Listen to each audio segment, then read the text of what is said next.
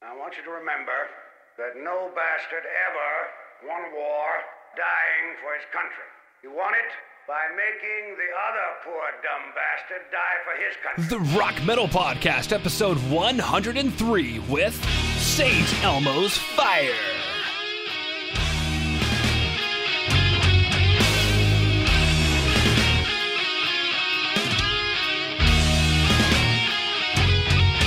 So, Rock Metal Nation, what is up? This is John from the Rock Metal Podcast. That sample you just heard was We Will Not Die by St. Elmo's Fire, who I've got on the show with me right now. They're a melodic heavy metal band from Sacramento, California, USA. We're going to be listening to that song as well as one other while finding out more information about the band. Jeff, welcome to the show. Hey, glad to be here, man. An honor. Thank you. Love it. Let's go and listen back to that track, We Will Not Die. I want you to remember that no bastard ever won war dying for his country. He won it by making the other poor dumb bastard die for his country.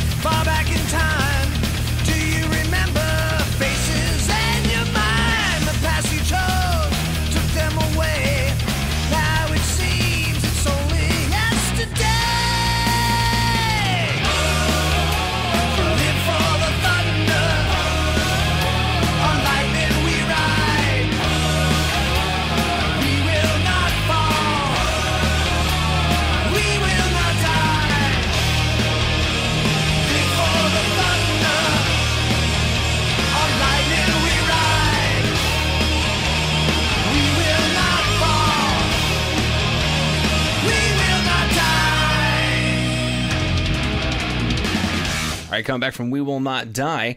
Big question for you, Jeff. What was the story or inspiration behind the track? You know, the band has a pretty long history, you know. I mean, honestly, it was like late 70s, very late 70s when I was just a kid, put it together in a garage, you know, in Sacramento. I mean, from the ground up, man, you know, just some friends, and we put a band together.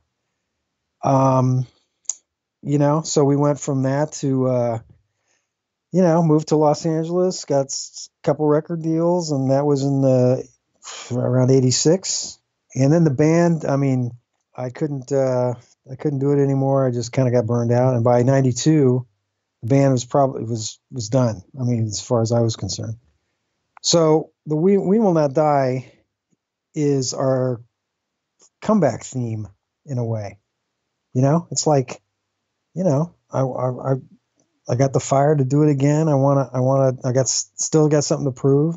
I still want to rock. And so that was the genesis behind that song. And lyrically, you know, like, you know, that was my feeling. We will not die. We're not done yet. I'm not done yet. So yeah, that's that. Did the song kind of come out first, or did it come out later on and you guys thought, hey, let's make a song called We Will Not Die? I'm kind of just curious where in, I guess, the conceptualization of the comeback as a band, where did the track find its place in that? Well, that's an interesting question. You know, there was when I put the band back together, I found some really, really super great musicians, Tom Frost on drums, Kevin Brady on vocals, and Chris Stringari on bass. And I wasn't going to do anything until I got the right guys. When I found the right guys and I realized, okay, then this can work. Because I wasn't going to put something out that I didn't think would be worthy of the band's history. So when I finally got the right guys, it just came to me as like, man, you know, this is gonna work. And I just got so inspired by playing with these guys. And then the writing started to come out from that. You know, it's like I was so jazzed about playing with them and hearing the sounds they could put down and just the tightness of what we were trying to do. The lyrics just started to flow out. And so yeah, it was just a kind of an anthem. And it just progressed from that. The other tunes came from that idea that, you know, all of us, we will not die. We're not done yet. We got some more ass to kick. So yeah, that's where that came from. So it was the first track that you guys wrote together? No, there was actually a couple tracks from the album that I had just finished in 92, believe it or not. And we didn't have time to record them back then on our last studio album, which was called Desperate Years. And there was a song called Lord of Thunder, and there was another song called Wasted. And it always bothered me. All these years, it's bothered me that we weren't able to put those songs out. And I thought, man, they were so good, and I was so proud of them, but they just didn't make the album. So those two songs had been hanging around since then, and we updated them a little bit, and we're finally be able to put them out on this album. So there is a linkage between the old Elmo and the Evil Never Sleeps album, and those two songs are it, because they go back that far. Yeah. I wrote all the songs. I mean, Elmo's my baby, you know. Basically all the songs that the band ever did, I wrote, and on Evil Never Sleeps, that's the case as well. I had a pretty strong vision of what I wanted to do, and I just wanted guys right now that could help me with that vision, musically and emotionally, and just, you know, be there to make this thing happen. So yeah, you know, sometimes being the only writer can be a detriment, because you get into your own head so much that sometimes you don't get to see the bigger picture. I'm hoping that in this case, and the public will be the judge of this, I really had a strong vision and idea of what I wanted to get across, and We Will Not Die was part of it. The other part is that I really had something I wanted to say. I think as I gotten older, things around me, the world, the way I look at the world, has become more important to me. And I have two sons. He's 21, and my youngest is going to be 16. And I see the world more from being a dad now than I did, being a kid.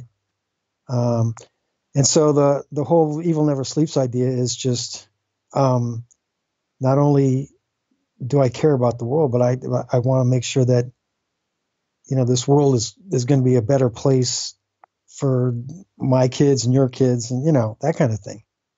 And the Evil Never Sleeps thing was really a call to arms about the things I was seeing around me. The horrible, I don't want to get all morose and stuff, but, just the things that go on in the world, whether it's these mass shootings that go on, or, terrorist stuff, or, this whole idea that the world is like, kind of a scary place. And for regular people, for normal people, which 99% of us are, that we want our lives to be good. We want our kids to grow up and be safe and all that. But we can't let our guard down. I mean, because evil never sleeps. It's always there. And we have to confront it. We have to face it. We have to be ready, and for whatever that means, because bad things are going to keep happening if we don't, if we don't stand tall and stand firm and be ready to confront it. So that's the other part of what I was trying to say on the album. Very cool. Let's go listen to the next track, Rise.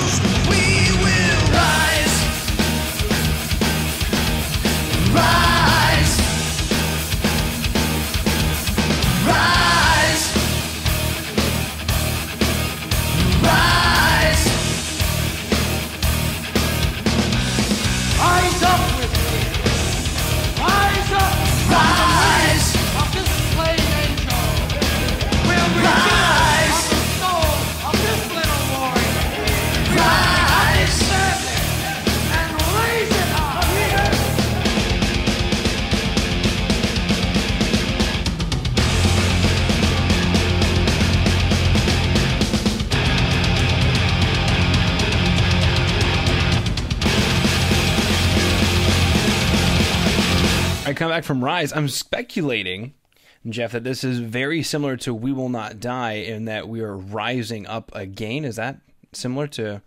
Yeah. Here's where the genesis of coming back from, the band not doing anything to now, and what was happening in the world is that, we have to. It was a personal statement and a social statement as well. We have to, for me personally, getting back and doing it again, that was, I'm rising up.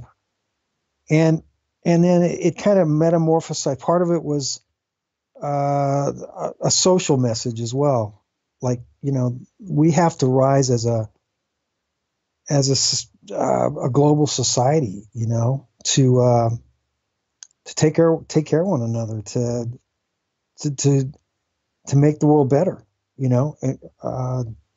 to resist the evil things in this world that. And so that song was a real game changer, I think, and it really dictated the rest of the songs on the album, especially lyrically, because it really is an important thing to me, and I wasn't planning on that when I decided to want to put an album out. I didn't think it was going to go that direction, but the more I started writing, I realized that this had taken on a life of its own, and I was just going along for the ride. And with each song, it's like, sometimes I write a song and I'll go back a day later and look back at it and go, where did this come from? I mean, seriously. I mean, it's like, it's really a weird feeling. And I'm sure a lot of writers will say the same thing. It's like, you don't even know where some of this stuff comes from. It just comes out. And, it's kind of frightening sometimes, because you just go, what, is this me? Is this a subconscious thing? Is it somebody else controlling the whole writing process, and I'm just putting it down on paper? I mean, I don't know. Yeah, I'm curious, Jeff, on the writing front. You mentioned that you wrote a bunch of songs and back in '92, and basically, I don't know, you took a break from songwriting all these years, but definitely writing again, with St. Elmo's Fire today. And in 2017, as we're recording this, I'm just curious, you said you mentioned that there's a connection, between, the old and the new. Mm-hmm. Has your writing process changed at all? I'm the same guy I've always been, and the writing and the way I approach writing is the same. The way I put it together, the way I, come up with the melodies, and then how the lyrics fit on top of that. That's all pretty much the same. I think I haven't really, I can only do it one way. I mean, I'm like a one-trick pony when it comes to writing. I can only do it one way. The differences between what Elmo did previously and now has a lot to do with technology, and it has a lot to do with, the recording processes. Back in the day, we recorded in studios that had these big old 24-track, 2-inch tape, analog things that were just very, very bulky. Studio time was at a premium. You basically had to get in a studio and finish it, and you didn't have a lot of time to be messing around, fixing things, tweaking things. I mean, back then you did a lot of the stuff in rehearsal, and by the time you got to the studio, you pretty much had the song down. And that had to do with the fact that you could spend way too much money in a studio, especially in Los Angeles. Nowadays, with digital and, people having studios in their houses, you can just go in and tweak things forever. I mean, it's almost like there's too many options. And I think that's the biggest difference between Evil Never Sleeps and, say, Power Drive or Warning from the Sky or something like that. Is it just a matter of the digital world we live in, And like with this album, man, I mean, there were so many things I could have changed back and forth, and I had the opportunity to do it. And then you just have to, at some point, say, look, this is good enough. I mean, I'm going to call it good. We're done. Because you could spend, an endless amount of time doing that, because it's all WAV files and, digital this, digital that. So my point is, I guess, that the technology has something to do with how you make a product now, or record a song. I just remember back in the day, we would do like 2-3 songs a day, and then that would be good. It's like, okay, moving on. And, but we were so well rehearsed. It was like, okay, well, this will work out. But still, you listen back and go, God, I wish I would have been able to change this or that. And now with Evil Never Sleeps, I'm pretty much satisfied with all of it. It's like I can sleep better at night. I can just go, yeah, I got it down the way I wanted it. And so that's the upside of technology, I guess. Very cool stuff. What exciting news do you guys have coming up in 2018 for Rock Metal Nation to pay attention to? The album is out for digital download, so you can get it right now on iTunes and Amazon and CD Baby, all that stuff. The album is actually going to be coming out on Pure Steel Records in Germany in March. So we're going to look forward to that. There'll be vinyl as well with this, which is always exciting because I always love vinyl. And then we're going to see after that, what the reaction is from people. And then the touring thing comes after that. So it's kind of still up in the air. It really depends on how the album is received. Hopefully people will give it a good listen, and hopefully the response will be good. So, it's just up in the air.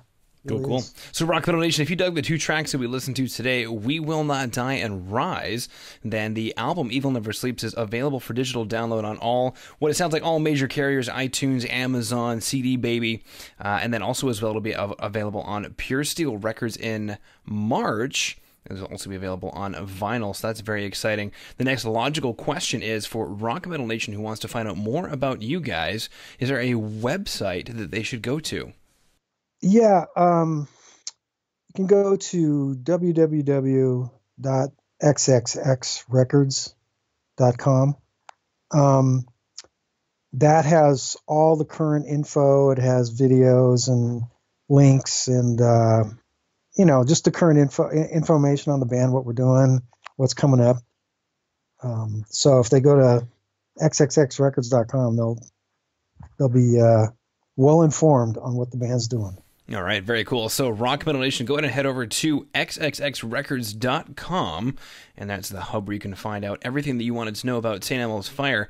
Now, Jeff, unless there's anything else you wanted to throw out there, I just wanted to thank you for taking time out of your day to come on to the Rock Metal Podcast and share your creativity with Rock Metal Nation. Hey, man, my pleasure anytime, and I just want to, just thanks for the opportunity to be on the show, and I hope everybody enjoys the album and rocks out to it. That's what I'm here to do. So thanks again, John. I mean, it was a great time.